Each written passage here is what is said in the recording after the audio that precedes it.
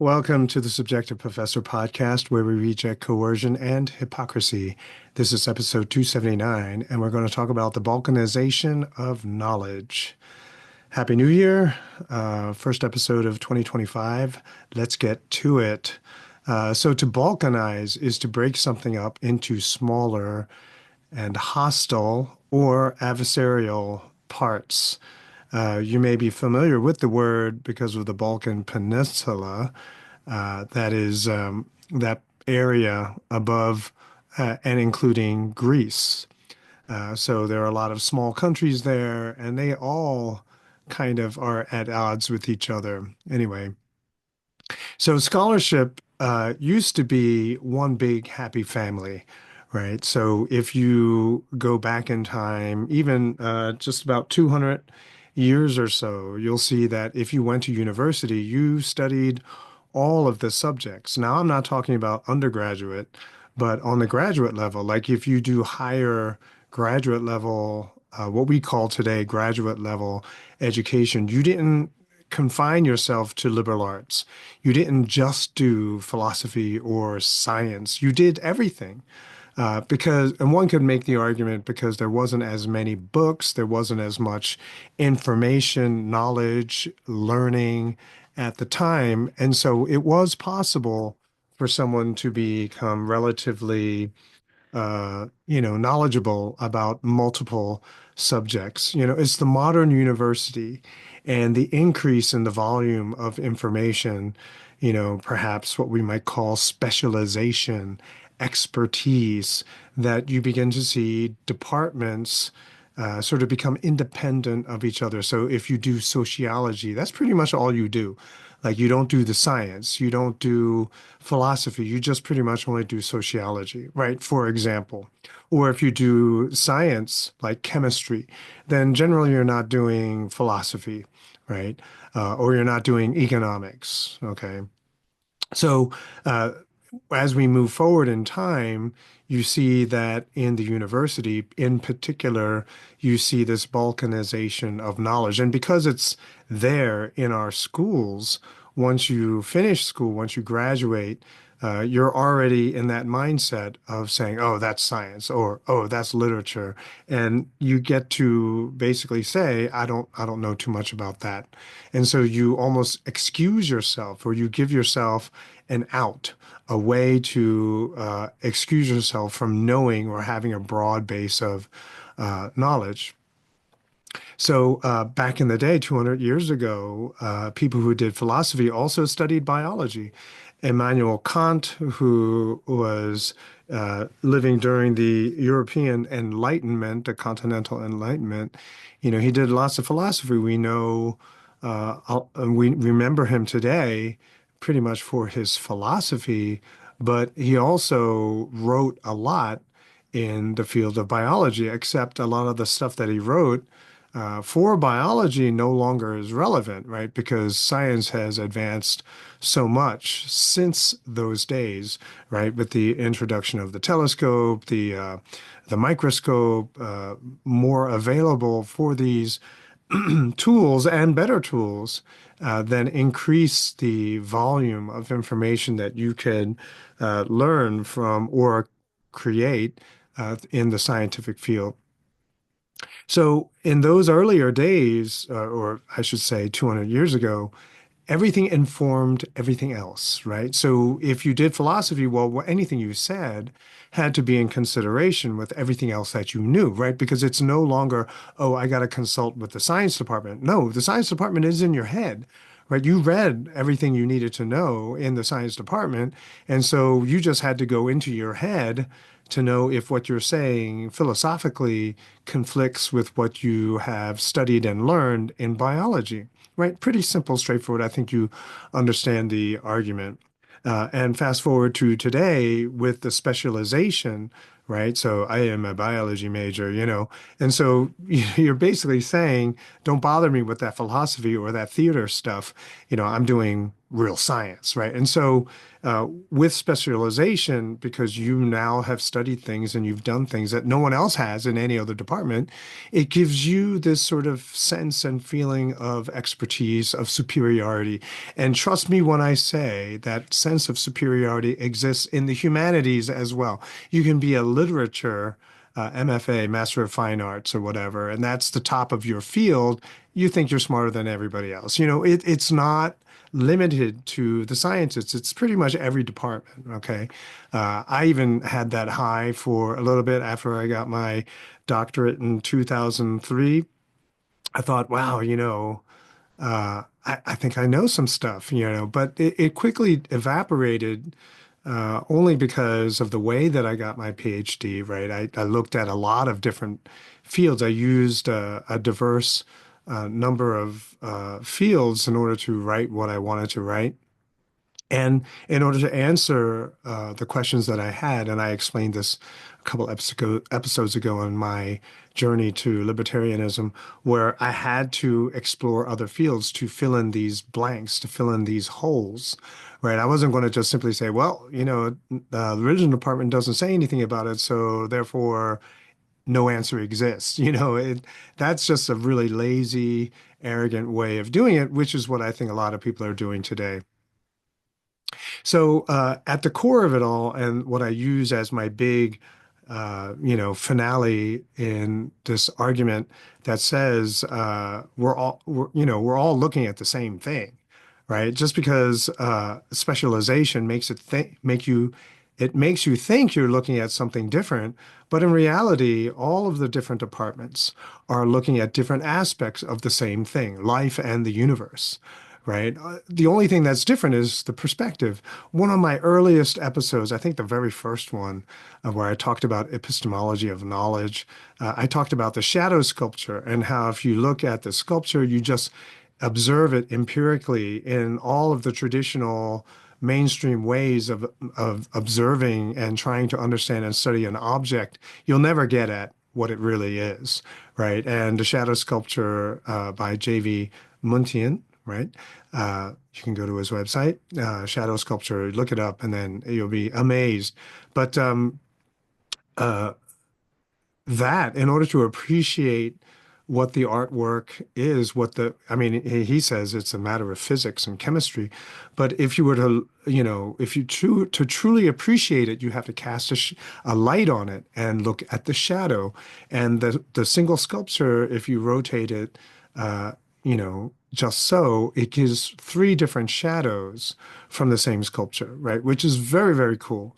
But you would never be able to appreciate it if you just looked at it, measured it, weighed it, you know, those traditional methods, you're not going to ever get to truly understand and appreciate what it is. So the difference all comes down to perspective. I'm going to look at this using these questions. I'm going to observe it with different sets of questions because I'm in a different department, right? So different questions about the same object are going to give you different answers, which gives you the impression that perhaps your truth, your facts, the information that you have produced and put in a book, is somehow better or not as good as other departments. But the reality is that you're all studying the same thing from a different perspective. Different perspective also means different values, different assumptions, different purposes, different conclusions, right? And so we call them in the university, these different perspectives, we call them departments, right? So each department has, broadly speaking, a different perspective. And in each department, AKA perspective, there are lots of other perspectives too. My favorite one is that when you go into science, broadly speaking, but then you go into the cosmology, right? You got loop quantum theory or string theory, right? So you have different competing theories on how to understand the universe and eventually life itself on this planet, right? In the religion department, there's the spiritual world and then there's not a spiritual world. You have that broad uh, diversity of subjectivities in a single department. So each subjectivity or perspective has different assumptions and agenda. That's how you know that you're dealing with a different perspective, right? The subjective questions, the subjective assumptions, they're all different. And so now you are going to see things differently. So generally speaking, there is no superiority of one over another. People have preferences. People will prefer one over another for various reasons, but they generally all overlap, right? And so for most people, they are going to make a choice. They're going to choose which one they're going to use mostly when it comes to making choices. Now, sometimes it looks like people have a choice, but in reality, choices are manipulated, right? So back in the day when we had lockdowns and people were freaking out about the cerveza, right? The cerveza disease. I hope the corona, right? Uh, so cerveza versus religion. Well, that's a false dichotomy, right? Because people are saying, oh, you have to, be compassionate. You have to love your neighbor. You claim to be religious, so love your neighbor, so don't come out of your house, right? This is a totally false, fake dichotomy, right? Where you're having science being superior to religion. No, it's at the end of the day, it was, and now we know 4 or 5 years later that it was all manipulation and there wasn't really a clear free choice that people were allowed to make. To say that science is fact, well, just talk to scientists. You won't get them to agree, right? And which brand of science are we talking about? Political science? It's just very odd, right? That all of a sudden, when you want to shove some ideology down other people's throats, you're going to ignore all of the subtleties and differences within that category, just like race, right? All black people, all Asian people, all white people, right? As if there is no difference or any kind of variety within each category. Well, the same is true with science, right? Oh, science, right? You got to know that the big tip off, if anyone ever says there's a consensus, they're lying. Okay. It's impossible to get a consensus, right? Either it's a forced consensus or it's a fake consensus. And I think I'll talk about that in a little bit later, but in a couple minutes. Now, the way that I used to teach, right, in the university, I still do, but not a lot of people get it. I don't have time to build the argument, but I try to make the claim that all the choices that we make, they become better the more we learn. The more information that we have, we can make better choices, right? And so, to that end, the more that you try to gather information, the more that you try to study, right? The longer you do this, you begin to realize that all of the different departments in the university, they start to come together again. So when I would teach, I would say, okay, here's a little bit of philosophy. Now here's some grammar. Now here's some math. Here's some economics. And so I telegraph to all of them that all of these different fields, all of these different departments of the university, if you go far enough, in other words, not be superficial with your understanding, but if you go deep enough, then you begin to realize that they all overlap with each other. Right. And all of this informs all of these different subjectivities or perspectives contribute to our epistemology or the way that we learn, the way that we can know things. Right. And so epistemology is basically the study of how we know things, right? How we learn things. Well, broadly speaking, and quite simply, we have a starting point, right? Where we are right now, that's where we're starting. And what we already know that shapes our perspective, our subjectivity. Okay. That becomes our method, to simplify it. Okay. And so some people, especially people who claim to be stubborn, right, they become a slave to their subjectivity. Right. And that's called narrow-mindedness, right? You refuse to entertain other people's subjectivities because your subjectivity is the only one, right? And so you're always right. And yeah, and I always say, as long as you remain in your subjectivity, you will always be right.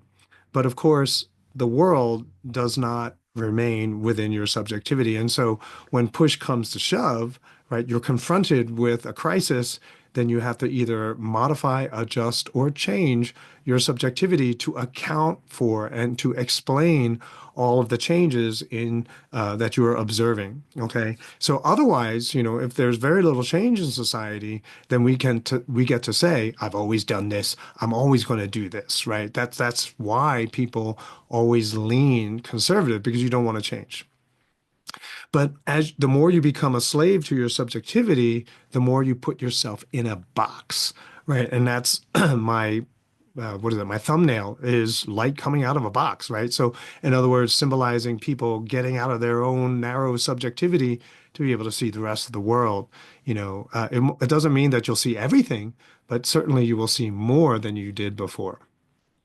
A theory is only good until it's disproved by something else. And generally, we don't live long enough to see theories disproved. But if you listen carefully enough, then you begin to see cracks in certain theories. Like, for example, evolutionary theory or Big Bang theory, excuse me. Big Bang theory came in the 1930s, right? So in 1930s, someone came up with the idea of Big Bang. By the time you got to the 1980s, cosmologists have moved on, right? They're like, oh, okay, this doesn't work anymore. The rest of society, however, you know, uh, over 40 years later, 50 years later, still haven't figured it out, right? We're still stuck on Big Bang. Why? Because it's convenient for people who want to use it, convenient for whatever purpose, right? And so much so that it betrays, right? They give away how they think, right? What they are thinking, what they're up to, right? So all of the choices that we make reveal our subjectivity. Okay, that's just an example. Okay, so if you're still holding on to the Big Bang Theory as something awesome, yeah, you need to read some more. Okay, because it's not the best theory any longer. Okay, so sometimes, often enough, right, you'll see that there are better ideas. You just haven't allowed yourself to hear it or to know it, right? And the reason is because what you know right now is satisfactory, right? You can use the information that you have to explain your current situation, all right? So it's the competition of ideas which determines which is going to be the best theory, okay?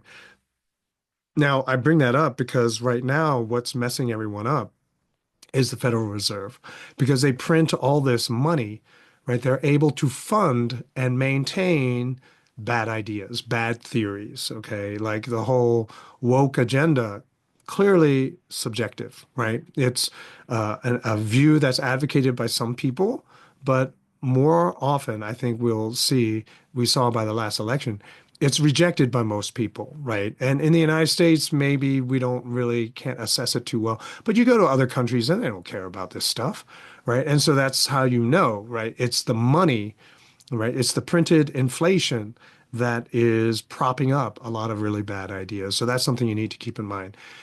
So better considerations can be quantified to a certain level by risk, by considering risk factors, right? Usually, and these factors are generally not considered by the average person. So what am I talking about? When I talk about risk, I'm talking about economics, right? So economics is, I think anyway, is a great way, a great method that we need to have, or subjectivity that we need to have in our pockets, because it discusses the use of limited resources that have multiple uses.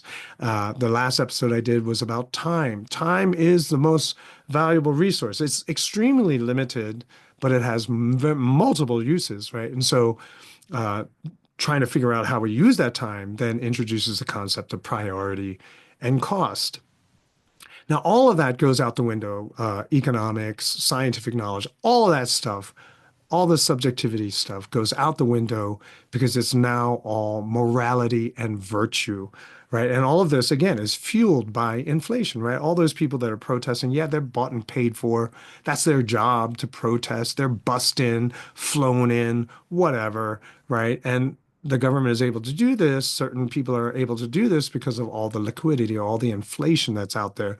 They get to pay people to make it seem like more people are adherents to this than there actually are, which then exerts pressure, social pressure, or weak-minded people look at that as a way to score some social points, et cetera, et cetera. And so this focusing on morality or virtue signaling, right, is the dumbing down of America, right? You don't need to learn the science. You don't need to learn other subjectivities. Look, this is clearly virtuous. This is clearly righteous. This is clearly the only thing you need to know.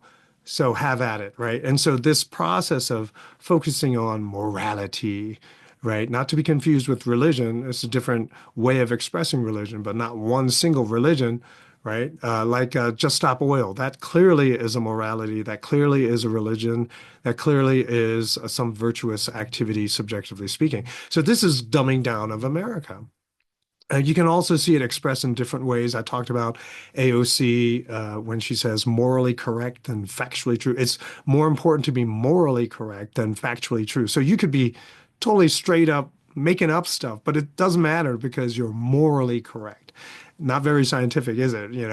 And so most people will grab on to the most convenient science or morality just simply to justify whatever it is that they're doing.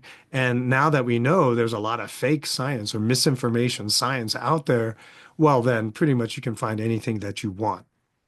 However, at the end of the day, you cannot hide the economic reality. Someone has to pay. And right now it's inflation, which is paying, and there's a reckoning coming for that. You can't hide scientific reality because eventually gravity, for example, it catches up, right? Oxygen, the need to breathe. Yeah, that's going to catch up to you, right? You can't hide also philosophic reality. I mean, and that's what I do in these podcasts all the time, right? Eventually, someone is going to reveal how you're contradicting yourself, how you're basically engaging in hypocrisy. So for 2025, it's better to stay informed. My father would always tell me, he was a pastor, and I guess because I was going to be a pastor too, he would always say to me, the pastor of a church must strive to be the most informed person in the entire church, not just of scripture, but of all things. Right. And I was like, wow, that's a tough thing. I mean, he was a philosophy PhD. And so I was like, oh, okay, I see. You want to look at the world through philosophy. But no, no, no. I now I figured out you have to understand life, right? It's not that you have to become an expert in chemistry, right? In addition to theology. No, no, that's not what he's saying. You have to know the nature of all of the various different fields of study. What's economics, right? The study of limited resources that have multiple uses, right? Oh, I get it.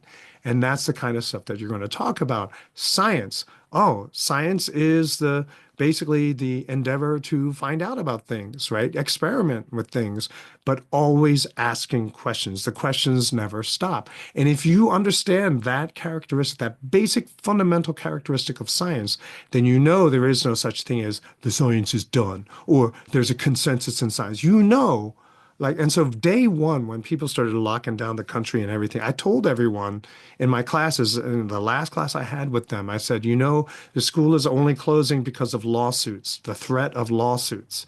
That is the only reason. Don't worry about getting sick, right? Even if you did get sick, I don't think the chances for a young person, right, of dying very, very low. And I think in the entire time we were locked down, I think one person in a school is like 30,000 students, right? One person, I think, died as a result of the cervasis. And, whether or not it was direct, because, there was a lot of fudging with the data. So whether or not it actually was or wasn't, who knows? The data is so sloppy on that, right? But if you understand the nature of a field, then you know when they're not being truthful, when they're just being extremely subjective to the point where we can call it a lie. And the reason he would tell me, my father would tell me, that a pastor has to be the most informed, know the current events, know the politics, know the science, know all this stuff, because it's your responsibility to guide, to advise, to teach, to lead. At least that's in the church's subjectivity, right? And even if you don't believe in God, right, then you should be able to relate to that. Like if I'm given the responsibility of giving advice to people, of sort of explaining things to people, how do you explain something that you don't know anything about? Right. And so I'm constantly, and you know, I've uploaded my sermons, right? And I'm constantly trying to give people orientation. I'm not making choices for people, but I'm supplying people with information. So I've said this before, my dissertation involved many fields, right? Race theory, migration theory, historiography, postmodernist theory, right? But after I finished my dissertation, I realized, oh, I didn't incorporate any science, math, economics, religion. And there are so many fields, and then fields within fields, subjectivities within subjectivities. There's just so much. It's endless. You can never really say that you are done. I know it all. I'm ready to go. It doesn't work that way. And so there's so much information. How do you even begin? And that's why I gave you that very simple approach. Just ask, is it hypocritical? Are people trying to hide their hypocrisy by changing the words, right? By hiding all this other information so it doesn't seem like it's hypocritical? That's my simple approach. I cannot constantly tell it to my congregation, use that.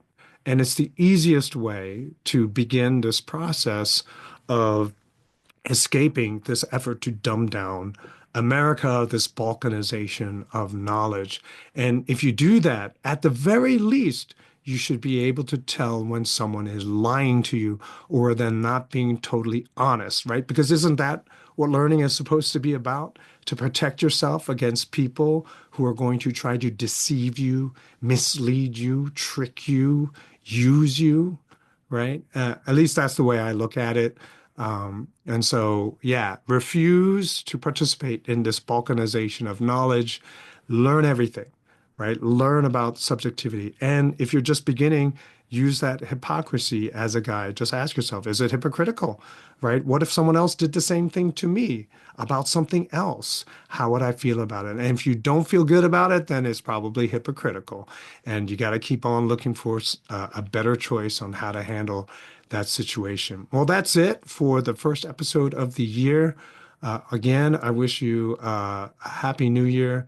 May we all enjoy peace and blessing in 2025. I'll talk to you guys next time.